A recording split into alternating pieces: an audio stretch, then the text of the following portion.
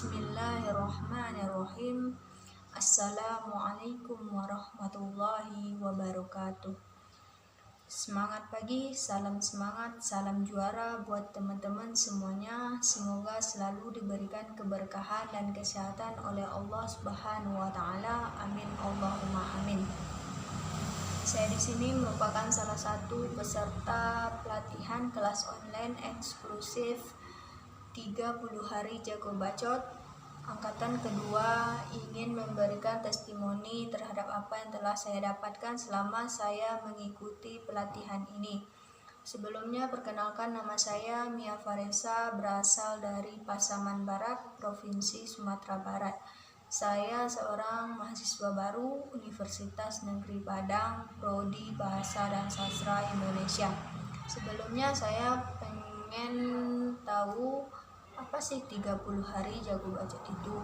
Nah, bacot itu sendiri maksudnya perumpamaan kosakata yang mana itu bermaksud untuk membuat orang lain penasaran. Nah, terkadang kita menggunakan bacot atau pembacotan kita itu dengan hal yang tidak bermanfaat, asal keluar, asal ngomong, asal nyerocos tanpa memikirkan maknanya. Nah, sekarang kita harus mulai berpikir untuk mempergunakan pembacotan kita itu ke hal yang lebih baik lagi. Dan pelatihan ini diadakan oleh Kak Ilham Sang Juara, yang mana beliau juga merupakan founder dari komunitas Sang Juara, dan dia juga penulis buku Rantai 800 km, yang mana buku itu berisikan perjalanan beliau dari Mojokerto menuju Jakarta menggunakan sepeda ontel selama 13 hari. Nah, yang pengen tahu cerita selanjutnya tentang perjalanan beliau bisa dicek di IG beliau, yaitu Ilham Sang Juara, atau di IG komunitas beliau, yaitu komunitas Sang Juara Real. Nah, di situ ada beberapa kisah perjalanan beliau.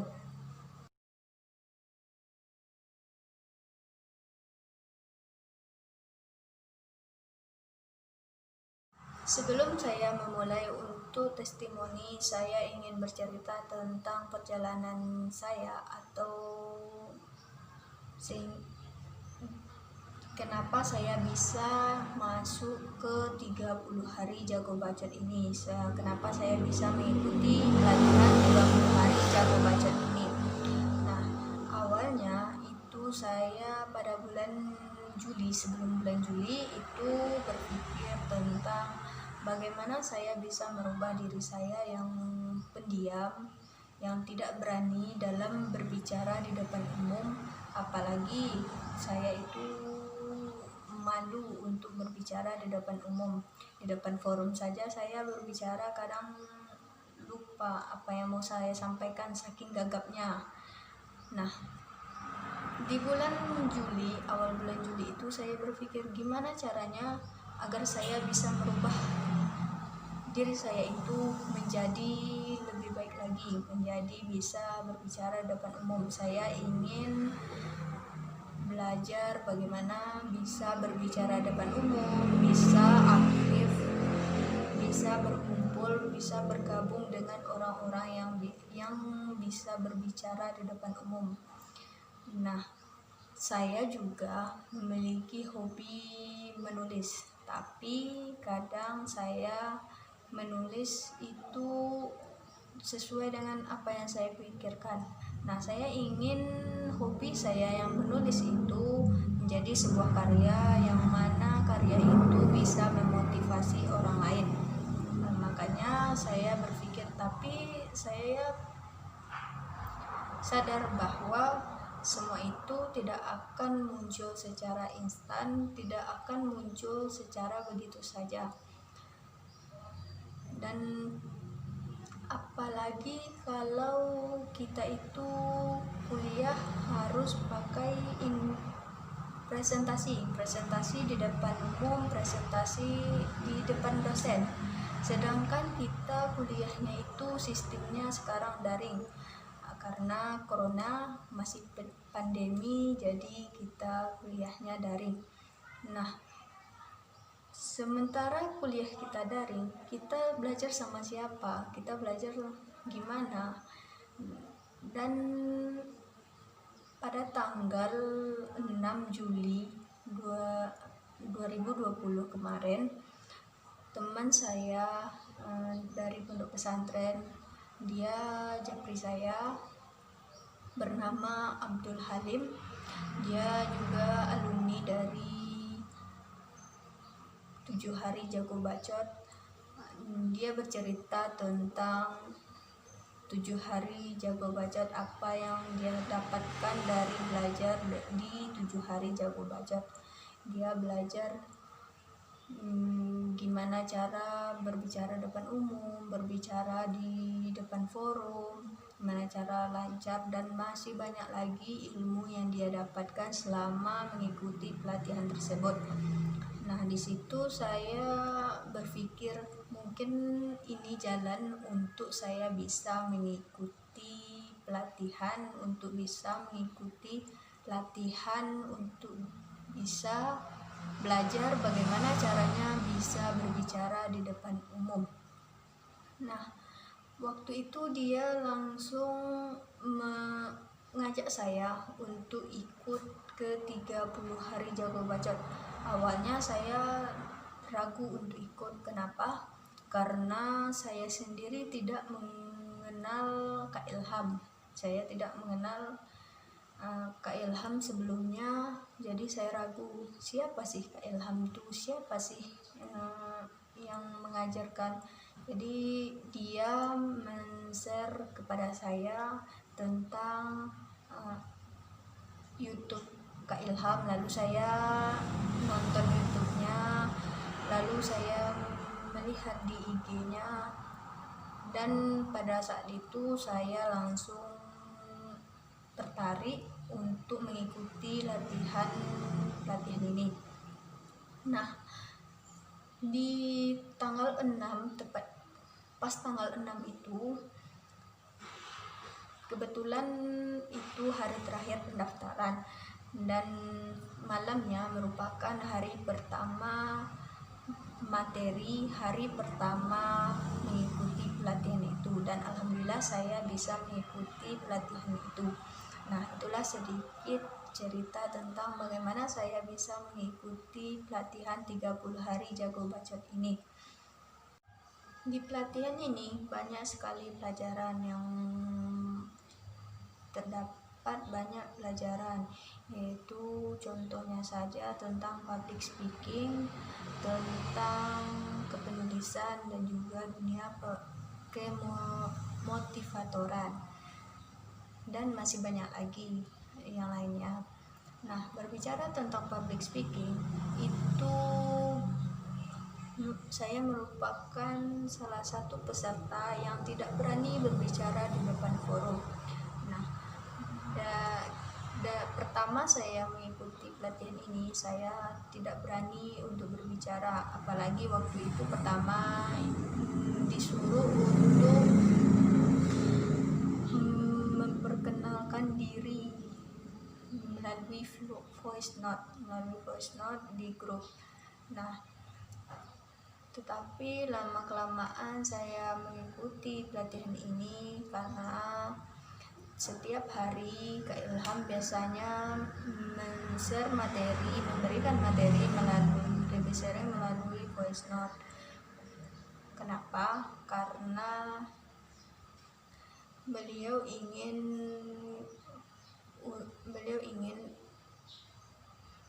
kami untuk mendengarkan apa yang beliau sampaikan, dan kami bisa memahami apa yang beliau katakan. Dan Kak Ilham sendiri biasanya memberikan beberapa pertanyaan dan memberikan beberapa tantangan, tetapi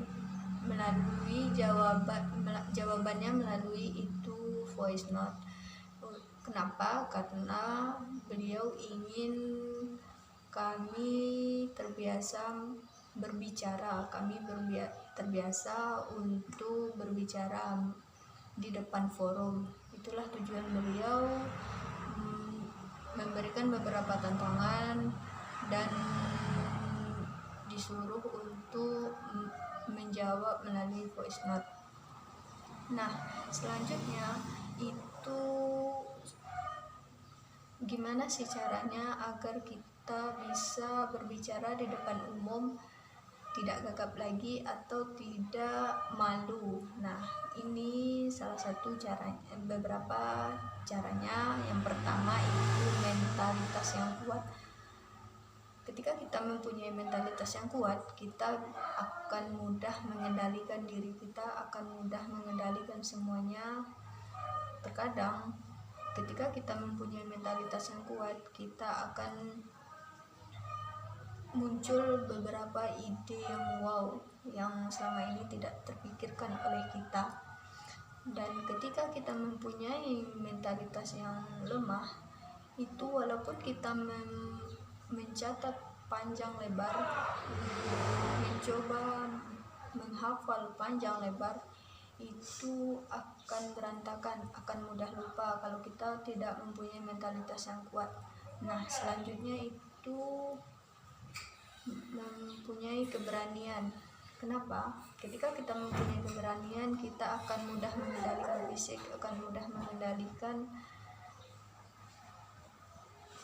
hati kita, akan mudah mengendalikan pikiran kita. Itulah contohnya. Selanjutnya materi tentang jangan batasi diri. Beberapa poin tentang jangan batasi diri. Yang pertama itu jangan sampai menyerah di awal. Terkadang kita merasa bahwa diri kita itu lemah, merasa bahwa diri kita itu tidak mampu untuk melakukan sesuatu. Bahkan ada orang yang berpikir bahwa dirinya itu sama seperti sampah, sama seperti pecundang. Nah, berpikiran yang kayak gitu harus dihilangkan, harus berpikir maju, harus berpikir untuk masa depan kita. Kenapa orang bisa, kita tidak bisa? Dan kita harus merubah diri kita menjadi lebih baik, menjadi lebih berkarya. Gunakan masa muda kita untuk bisa berkarya, bisa juara. Nah, yang kedua itu bakar semangat diri sendiri. Dari awal kita sudah merasa lemah, sudah merasa bahwa kita tidak miskin karya. Seharusnya kita menghilangkan pikiran yang seperti itu. Kita harus lebih maju. Siapa lagi yang bisa memajukan diri kita sendiri selain kita yang harus maju. Yang ketiga tentang Anda keren, Anda juara. Merasa bahwa orang lain itu keren, bahwa orang lain itu lebih bisa dari kita, bahwa orang lain lebih juara. Sebenarnya kita sendiri tidak peka terhadap apa potensi yang kita punya. Seharusnya kita harus peka terhadap potensi yang kita punya, bahwa kita juga bisa keren, bisa juga juara seperti orang lain. Nah, yang keempat itu berdamai dengan diri sendiri. Berdamai dengan diri sendiri maksudnya gimana? Kita harus mampu memberanikan diri kita. Misalnya kita itu sangat pendiam, saya orangnya pendiam, saya orangnya tidak berani, dan kita tidak mampu berbicara di depan umum. Kadang kita ngelantur ngomongnya. Nah, ketika kita membiasakan diri untuk berbicara di depan forum, lama-kelamaan keberanian itu pun akan muncul. Dari situ kita bisa belajar bahwa untuk membiasakan diri itu tidaklah harus dengan berbicara di depan langsung panggung yang lebih besar. Misalkan bisa melalui grup kan banyak grup WA sekarang banyak itu. Jadi kita bisa berbicara di sana, bisa memberikan beberapa materi di sana. Dan selanjutnya itu materi tentang dunia ini luas, jangan dipersempit. Berpikirlah dunia ini luas, jangan dipersempit. Bahwa kita bisa mencari ilmu, mencari karya-karya kita yang lain dengan cara memperluas dunia kita, memperluas wawasan kita. Yang keenam itu semangat harus unlimited. Cuma data yang harus unlimited, semangat juga harus unlimited. Karena kenapa? Ketika kita semangatnya sangat kuat, kita bisa melakukan segalanya. Nah, apalagi di era yang sekarang, apalagi di zaman yang sekarang ini serba canggih, kita dituntut untuk bisa menerima apapun di zaman yang sekarang ini, di zaman milenial ini. Nah, yang ketujuh itu sadar diri sebelum dibully. Kita harus sadar diri sebelum dibully.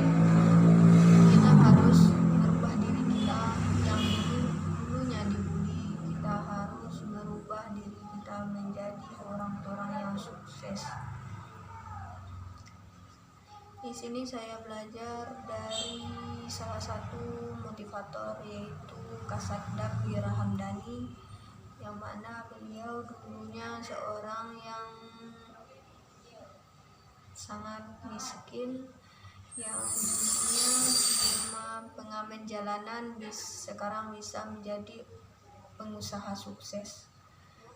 Nah, di situ kita bisa belajar dari yang katanya dulu seperti halnya dari sampah merubah diri menjadi permata, bisa merubah diri menjadi emas, bisa merubah diri jadi berharga. Nah, di situ kita harus belajar dari pengalamannya Kak Saddam.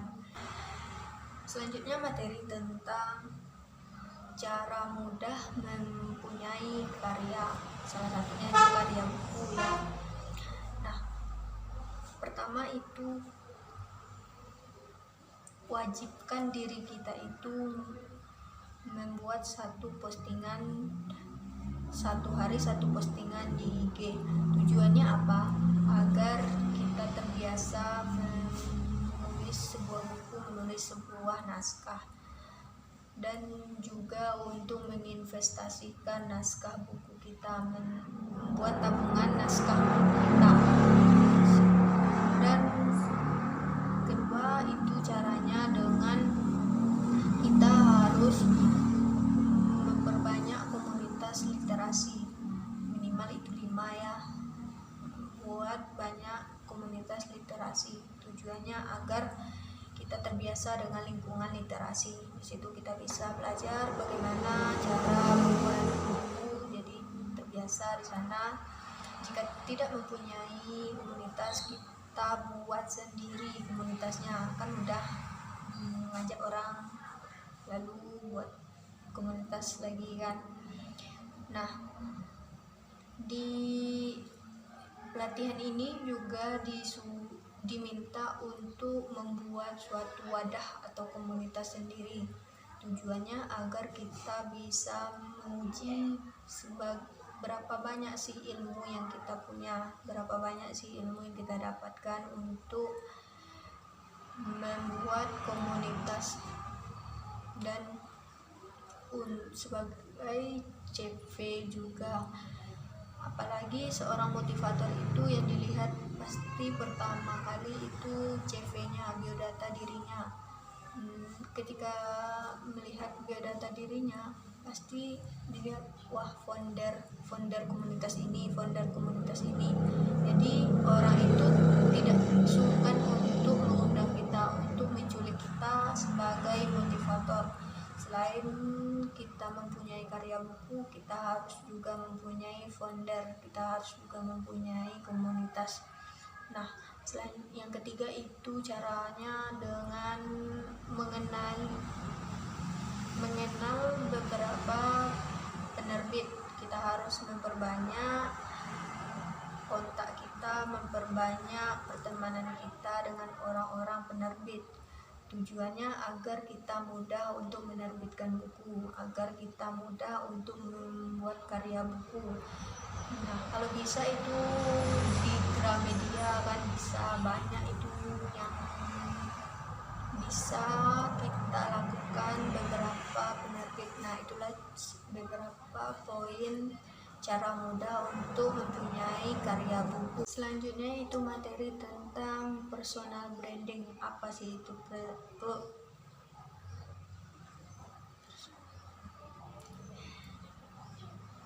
Nah, selanjutnya itu tentang materi personal branding. Apa sih itu personal branding? Mungkin semua teman-teman pasti tahu apa itu personal branding.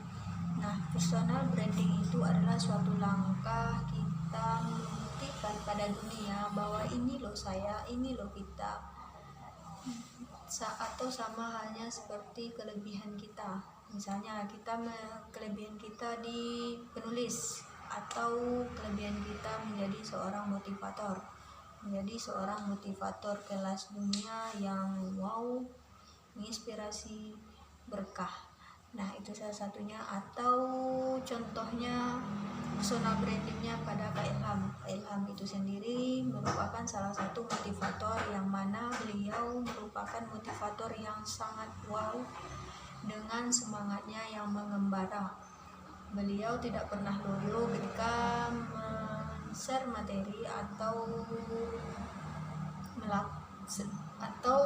ketika beliau mengisi seminar. Beliau itu sangat dikenal dengan seorang yang memiliki semangat yang mengembara. Itulah personal brandingnya. Nah, kita sendiri apa kelebihan kita, apa personal branding kita? Nah, bisa kita cari itu pada diri kita sendiri, personal branding diri kita sendiri. Jadi kita harus membuka wawasan kita untuk siapakah saya, apa kelebihan saya. Di situ kita bisa personal brandingkan diri kita sendiri. Next, selanjutnya itu materi tentang YouTube. Kenapa sih kita harus mempunyai channel YouTube? Alasannya itu di zaman sekarang kan banyak orang lebih menggunakan sosial media daripada cuma offline langsung itu. Nah, YouTube sendiri bisa kita gunakan ke hal yang positif, dan YouTube sendiri bisa kita artikan sebagai yakinlah bahwa YouTube itu bisa menjadi media dakwah di era zaman sekarang. Kan banyak orang lebih menggunakan sosial media daripada berdakwah langsung. Banyak orang yang membuat kajian di media sosial karena lebih banyak orang yang mengikutinya. Nah, ogah dicap sebagai gegap teknologi. Maksudnya itu agar kita bisa mengekspresikan nama kita. Contohnya itu ketika kita membuat nama kita di media sosial. Misalnya kita membuat nama kita itu di Google, ada nama kita tertera di sana, baik itu nama asli kita atau nama samaran kita ada. Atau kita bisa membuat nama kita di YouTube, itu ada untuk menambah biodata kita, setidaknya untuk mengekspresikan biodata kita. Usahakan untuk menambah skill, menambah wawasan kita. Di YouTube kita bisa menambah skill kita, menambah gimana kita ke depannya, bisa di sana kita belajar. Tanding real pertandingan. Maksudnya itu menggunakan YouTube itu sebagai uji kompetensi diri kita. Kita bisa menggunakan YouTube itu sebagai uji kompetensi diri kita. Untung real dolar, maksudnya itu kan banyak orang sekarang menggunakan YouTube kadang cuma ingin menambah followers atau ingin dibayar, karena kalau banyak followers bisa dibayar di YouTube. Biasakan untuk terus berinovasi dan untuk menambah jejak digital diri kita. Eksis terus berinovasi dan juga untuk menambah jejak digital diri kita, baik untuk diri kita sendiri maupun untuk orang lain. Selama mengikuti pelatihan ini, itu hal yang uniknya itu biasanya tiap hari dibuat absennya itu yang mana berisikan tentang saya siap menjadi motivator kelas dunia yang wow, inspirasi, bermanfaat, viral, berkah. Nah, itu selalu dibuat dalam satu kertas, lembar kertas dari atas sampai bawah dengan tulisan yang sama.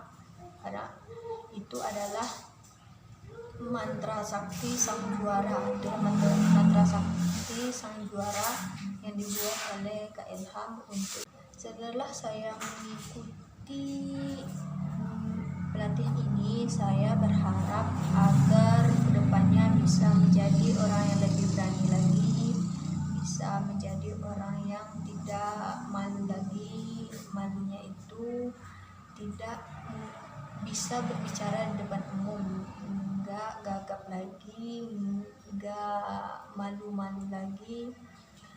Dan cita-cita saya juga ingin menjadi motivator kelas dunia yang menginspirasi, bermanfaat, berkah untuk semua orang, baik untuk diri saya sendiri maupun untuk semua orang. Semoga bisa memotivasi orang lain. Dan kemarin ada pertanyaan di pelatihan, kamu mau jadi apa di 1 tahun, 5 tahun, sampai 10 tahun yang akan datang?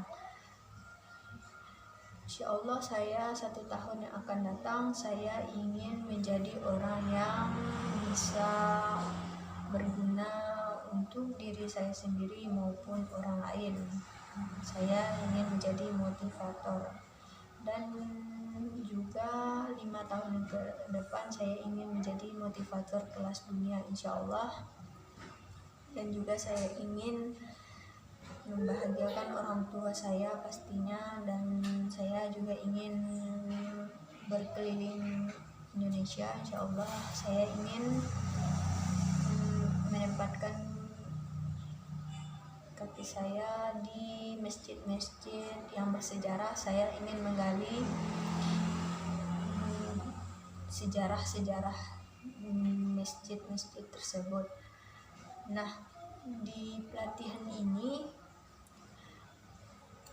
kedepannya itu kita bisa berusaha, kita bisa menggunakan waktu kita, bisa kita merubah masa depan kita. Itu tergantung dari kita sendiri.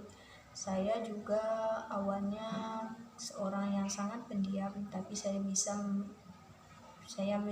terus mencoba sehingga saya bisa seperti sekarang ini memberanikan diri untuk berbicara di depan di YouTube